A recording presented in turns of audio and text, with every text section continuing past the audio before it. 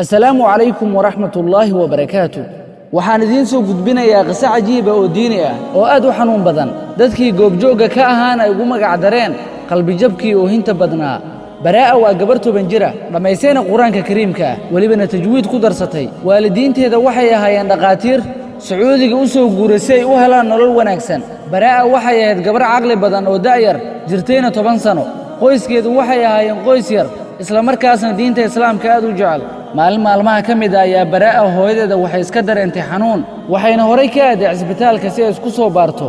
markiiba waxaa loo sheegay in xanuunka kansarka la yiraahdo hayo walibana ay la soo daahday. hooyadii Baraa waxay ku fikirtay sida ay gabadheeda ugu sheegi lahayd waxayna ku tiri Baraa gabadheydii jannada ayaan gelayaa walibana adiga ayaa sabab u noqonaya gelitaanka jannadeyda.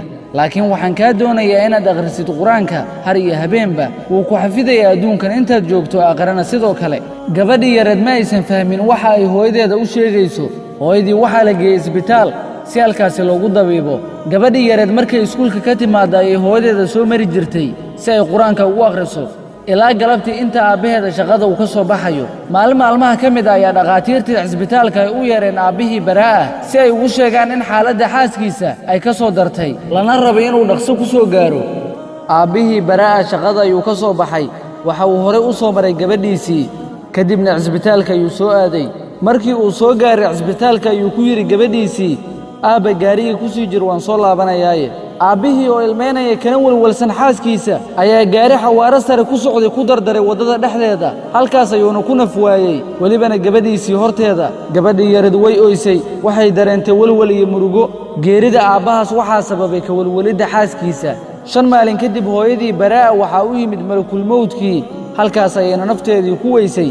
Baraa waxay noqotay kaligeeda waxaa ka tagay waalidiinteedii. kadib saaxiibadii aabaheed iyo hooyadeeda ayaa u raadiyay qoyskoodii oo markaas waddanka Masar ku noolaa si ay u hesho taxadar gaar ah. maalmo kadib Baraa waxay dareentay xanuun isla kii hooyadeed hayay oo kale ah. sidoo kale waxaa la geeyay isbitaalka si loo ogaado waxa haya. markiibana waxaa la ogaaday in gabadhan yar uu hayo xanuunka kansarka. waxaa taas ka sii darneed markii ay tiri alxamdulillaah hadda ayaan la kulmayaa waalidiinteyda. saaxiibadii waalidiinteedii iyo familkeedii oo ku hareereysnaa oo dhan way la yaabeen hadalkaasi. marba marka xigana maba moodaysid qof xanuunsan deganaan iyo farxad ayaa ka muuqanaysay. waxaa maqlay nin Sacuudiyaan oo lacag leh wuxuuna isku dayay inuu caawiyo. waxa uu u diray dalka Ingiriiska si loola tacaalo xaalkeeda caafimaad. laakiin kansarkii ayaa gabadhii jirkeeda dhammaan saameeyay ilaa uu maskaxda ka gaaray. Baraa marba marka ka dambaysay farxad ayaa ka muuqanaysay iyo deganaan ilaa ay yaabeen dhaqaatiirta markaas dabiibaysay. waxay isku dayeen dhaqaatiirta qaliin maskaxda ah inay ku sameeyaan.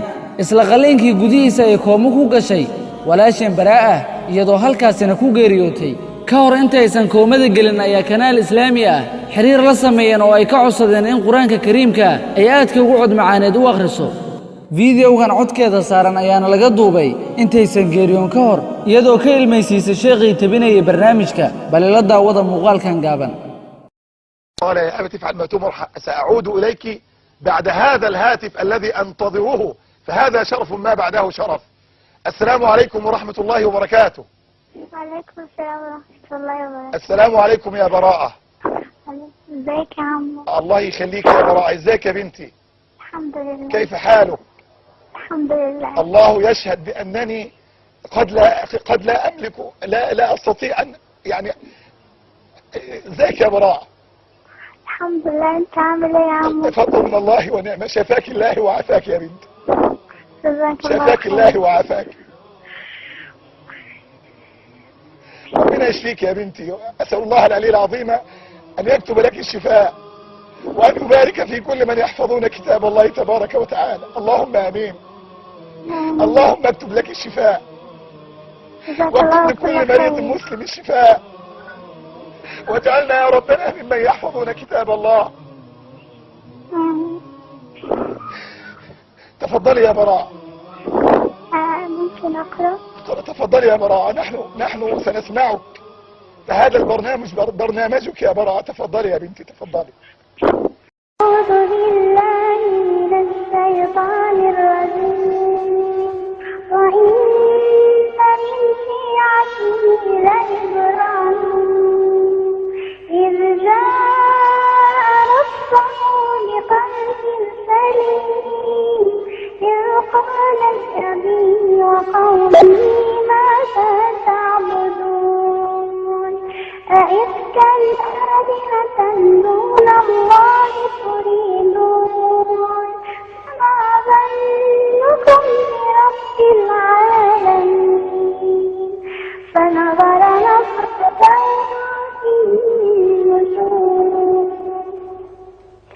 فقال إني سقيم فتولوا عنه مدبرين فراغ إلى آلهتهم فقال ألا تأكلون ما لكم لا تنطقون فراغ عليهم ضربا باليمين فأقبلوا إليه يرجفون قال أتعبدون ما تنحتون والله خلقكم وما تعملون قالوا ابنوا له بنيانا فألقوه في الجحيم فأرادوا به كيدا فجعلناهم الأسفلين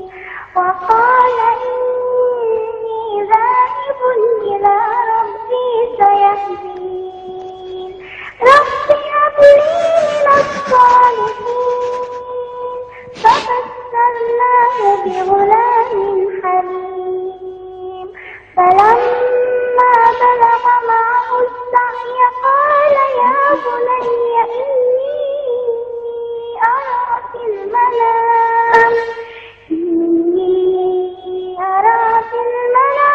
أني أذبحك فانظر ماذا ترى قال يا براء يا براء والله لقد كاد قلبي أن ينخلع والله لقد عجز لساني عن الحديث